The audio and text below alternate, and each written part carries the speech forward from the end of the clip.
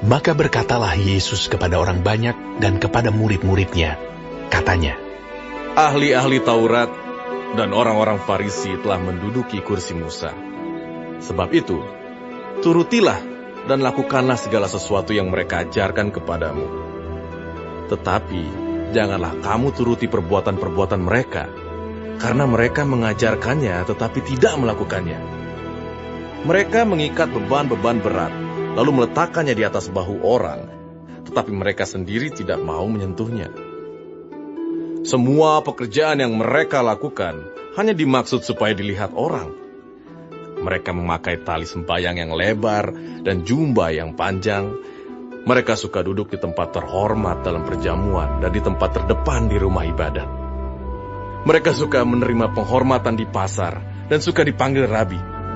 Tetapi kamu, janganlah kamu disebut rabi, karena hanya satu rabimu, dan kamu semua adalah saudara. Dan janganlah kamu menyebut siapapun bapa di bumi ini, karena hanya satu bapamu, yaitu Dia yang di sorga. Janganlah pula kamu disebut pemimpin, karena hanya satu pemimpinmu, yaitu Mesias. Barang siapa terbesar di antara kamu, hendaklah ia menjadi pelayanmu. Dan barang siapa meninggikan diri, ia akan direndahkan. Dan barang siapa merendahkan diri, ia akan ditinggikan. Celakalah kamu, hai ahli-ahli Taurat dan orang-orang Farisi. Hai kamu orang-orang munafik, karena kamu menutup pintu-pintu kerajaan sorga di depan orang. Sebab kamu sendiri tidak masuk, dan kamu merintangi mereka yang berusaha untuk masuk. Celakalah kamu, hai ahli-ahli Taurat dan orang-orang Farisi. Hai kamu orang-orang munafik, sebab kamu menelan rumah janda-janda, sedang kamu mengelabui mata orang dengan doa yang panjang-panjang. Sebab itu, kamu pasti akan menerima hukuman yang lebih berat. Celakalah kamu, hai ahli-ahli Taurat dan orang-orang Farisi. Hai kamu orang-orang munafik, sebab kamu mengarungi lautan dan menjelajah daratan untuk mentobatkan satu orang saja menjadi penganut agamamu. Dan sesudah ia bertobat, kamu menjadikan dia orang neraka yang 2 kali lebih jahat daripada kamu sendiri. Celakalah kamu, hai pemimpin-pemimpin buta yang berkata, bersumpah demi bait suci, sumpah itu tidak sah. Tetapi bersumpah demi emas bait suci, sumpah itu mengikat. Hai kamu orang-orang bodoh dan orang-orang buta, apakah yang lebih penting, emas atau bait suci yang menguduskan emas itu?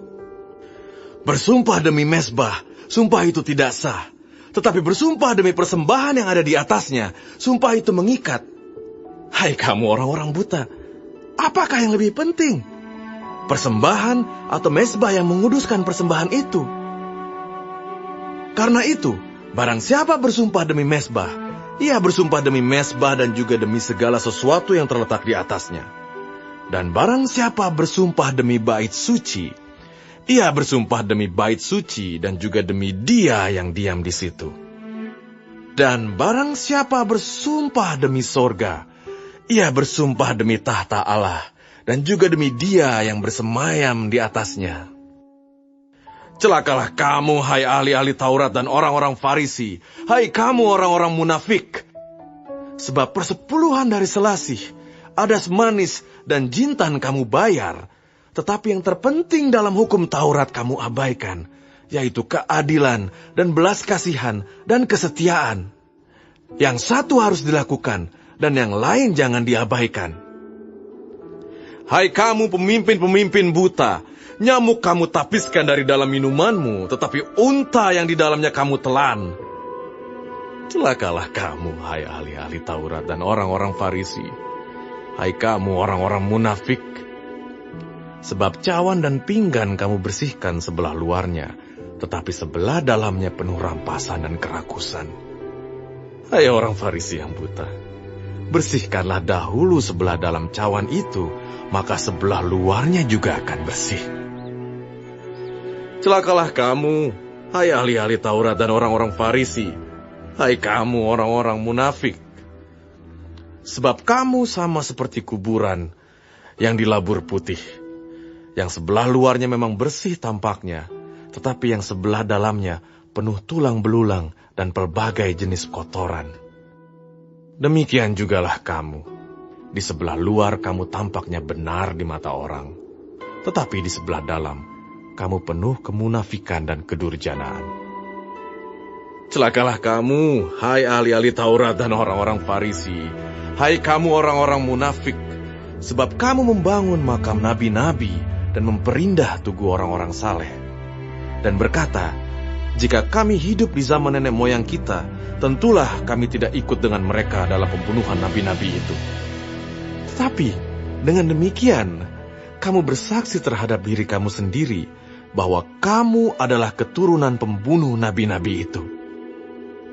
Jadi, penuhilah juga takaran nenek moyangmu. Hai kamu ular-ular, hai kamu keturunan ular beludak, bagaimanakah mungkin kamu dapat meluputkan diri dari hukuman neraka? Sebab itu, lihatlah, aku mengutus kepadamu nabi-nabi, orang-orang bijaksana dan ahli-ahli Taurat. Separuh di antara mereka akan kamu bunuh dan kamu salibkan, yang lain akan kamu sesah di rumah-rumah ibadatmu, dan kamu aniaya dari kota ke kota, supaya kamu menanggung akibat penumpahan darah orang yang tidak bersalah, mulai dari Habel, orang benar itu, sampai kepada Zakaria anak Berekya, yang kamu bunuh di antara tempat kudus dan mesbah. Aku berkata kepadamu, sesungguhnya semuanya ini akan ditanggung angkatan ini. Yerusalem, Yerusalem, engkau yang membunuh nabi-nabi dan melempari dengan batu orang-orang yang diutus kepadamu. Berkali-kali aku rindu mengumpulkan anak-anakmu, sama seperti induk ayam mengumpulkan anak-anaknya di bawah sayapnya. Tetapi kamu tidak mau. Lihatlah, rumahmu ini akan ditinggalkan dan menjadi sunyi. Dan aku berkata kepadamu, mulai sekarang, kamu tidak akan melihat aku lagi. Hingga kamu berkata, diberkatilah dia yang datang dalam nama Tuhan.